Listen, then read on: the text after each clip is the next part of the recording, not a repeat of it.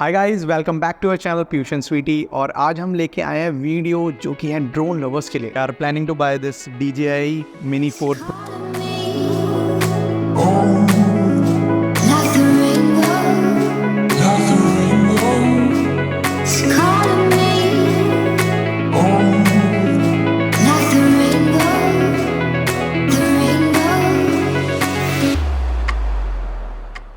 मेरी last video डालने के बाद मेरे पास बहुत सारी क्वेरीज आई हैं कि भाई एक बार वो वीडियो भी डालो जिसमें आप बताओ कि आप किस तरीके से इस ड्रोन को लेकर आए हो, प्रोसेस क्या है, क्या क्या फॉर्मेलिटीज आपको करनी पड़ी थी, क्या आपको ड्रोन को रजिस्ट्रेशन करना पड़ा इंडिया लाने से पहले, लाइसेंस की जरूरत है नहीं है, और कस्टम्स का क्या रोल है, बिकॉज अभी भी लोग बहुत ज्यादा डरते हैं कस्टम्स से, एंड फ्लाइट के क्या रूल्स हैं जब आप लोग इसे इंडिया वापस लेकर आते हैं, इवन आप जब इंडिया में कहीं ट्रैवल करते हैं तब फ्लाइट के क्या रूल्स हैं। बिकॉज मैंने बहुत सारी वीडियोज देखी हैं लाने से पहले, एंड गाइस इस प्रोसेस को इतना ज्यादा ओवर कॉम्प्लिकेटेड बना दिया है। कौन है ये लोग,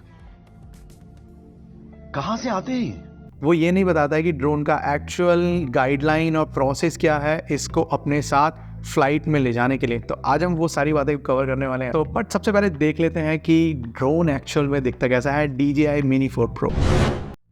सो गाइस, ये है हमारा ड्रोन। ये बॉक्स तो इस ड्रोन के साथ नहीं मिला है, ये हमने अलग से खरीदा था।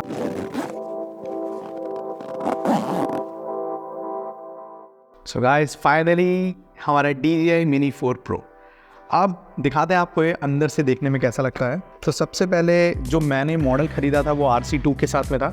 सो आप देख सकते हैं ये है हमारी RC2, एंड ये है गाइस इसका चार्जिंग केस।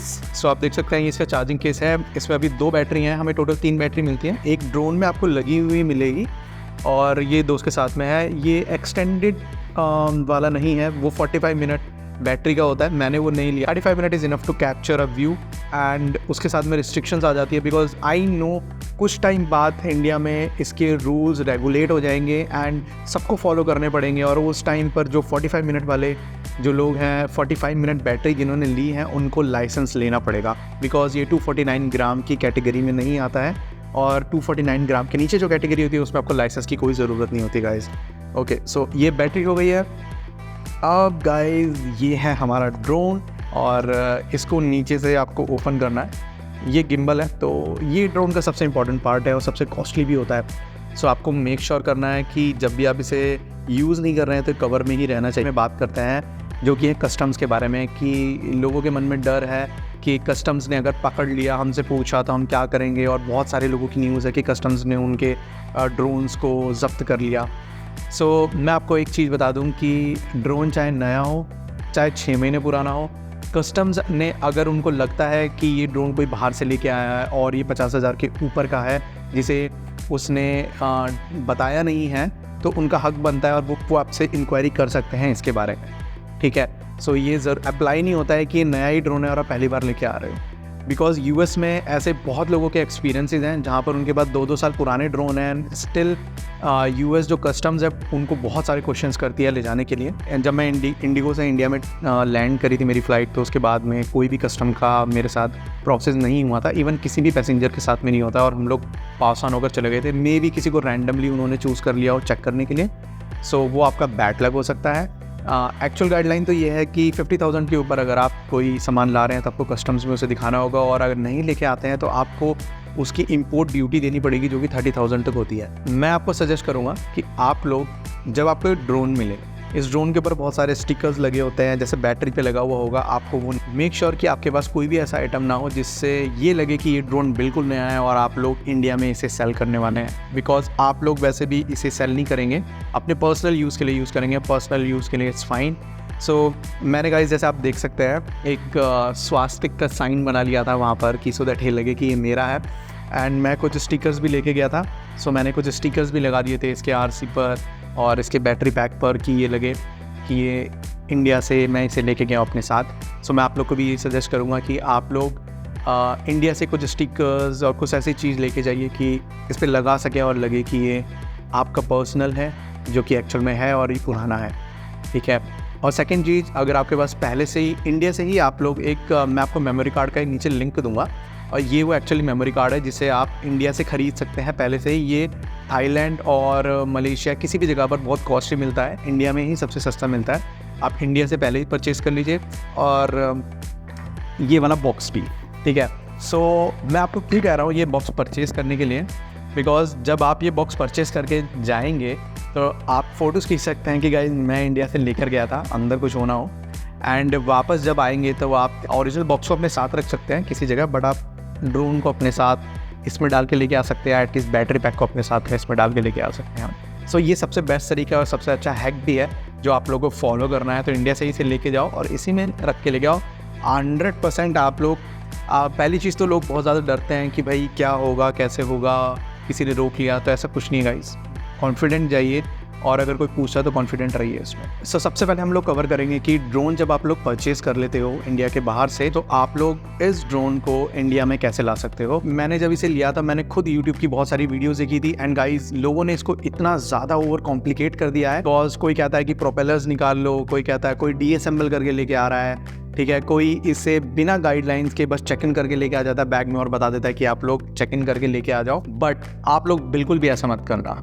अब हम एग्जांपल लेते हैं कि जैसे आप लोग थाईलैंड जा रहे हैं और आप लोग थाईलैंड से इसे परचेज करना चाहते हैं। सो आप लोगों ने थाईलैंड में ड्रोन का प्राइस देख लिया कि भाई इतने में मुझे मिलने वाला है, ठीक है। अब आप लोग को सबसे पहली चीज़ क्या करनी है कि थाईलैंड से जो आपकी वापसी की फ़्लाइट होगी, क्योंकि वही आपकी सबसे मेन फ़्लाइट है जिसपे आप उसे लेकर आने वाले हो, और हर फ्लाइट के रूल्स अलग होते हैं। ज़रूरी नहीं है कि हर फ्लाइट ड्रोन को अलाउ करेगी, ठीक है, ऐसा कहीं नहीं लिखा हुआ है, ठीक है। बिकॉज फ़्लाइट्स के क्या रूल होते हैं कि जब भी फ़्लाइट एक कंट्री से दूसरे कंट्री जाती हैं, सो वो जिस कंट्री लैंड करने वाली होती है वो उसके कुछ नियमन कानून जो होते हैं उनको फॉलो करती हैं। जैसे कि अगर उस कंट्री में ड्रोन्स अलाउ नहीं हैं तो आपको वो फ्लाइट में ड्रोन को ऑन बोर्ड भी करने नहीं देंगे और वहीं रोक देंगे। तो सबसे पहले इंपॉर्टेंट चीज़ ये है कि आप लोग फ्लाइट में एक बार पता कर लो कि फ़्लाइट अलाउ कर रही है नहीं कर रही है, चाहे वो एयर एशिया हो, इंडिगो हो, या फिर उनकी फ्लाइट स्काउट वाली एयरलाइन हो। सो जिससे आपको एक क्लैरिटी हो जाए कि भाई मैंने जो फ़्लाइट बुक करने वाला हूँ या फिर मैंने कर ली है वो ड्रोन्स को अलाउ करती है। एंड गाइज मुझे पता है कि आपको बहुत ज़्यादा डर रहेगा कि भाई मेरे ड्रोन को अगर उन्होंने मना कर दिया तो क्या होगा। सो गाइज अगर आप लोग बिना पूछे ड्रोन को चेक इन कर देते हैं और अगर फ़्लाइट को मना करना है तो बाद में सिक्योरिटी चेक में वो मना कर ही देंगे। सो इससे बेटर है कि आप लोग पहले ही पता कर लीजिए और इसी तरीके से अपनी चीज़ों को प्लान करिए। इसको पता करने का सबसे बेस्ट तरीका है कि आप लोग फ़्लाइट के हेल्पलाइन नंबर पर कॉल कीजिए। मैंने भी किया था जब मैं यहाँ से गया था, मैंने फ्लाई स्कूट और एयर एशिया की फ़्लाइट में कॉल किया था और उनसे पता किया था कि सर मैं ड्रोन लेके जा रहा हूँ अपने साथ में जो कि 249 ग्राम का है, सो क्या मैं इसको लेकर जा सकता हूँ। सो उन्होंने कहा था yes sir it's allowed, and जो जिस कंट्री में आप लैंड कर रहे हैं वहाँ पर भी अलाउड है और आप अपने साथ लेकर जा सकते। इंपॉर्टेंट चीज़ है वो ये है कि आप ड्रोन को कैसे कैरी करें, ठीक है।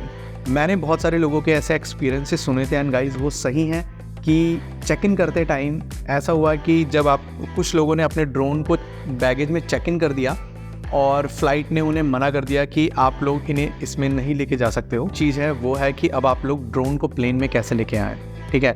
इसके लिए भी मैं आपको सजेस्ट करूँगा कि लोगों की यूट्यूब वीडियोज़ देखने की जगह आप लोग गाइडलाइंस फॉलो करिए और इसका सबसे बेस्ट तरीका है। और गाइज मैं बता दूँ आपको कि ये किसी ने भी नहीं बताया मुझे यूट्यूब पर, ठीक है, और मैंने इसी को ही फॉलो किया था।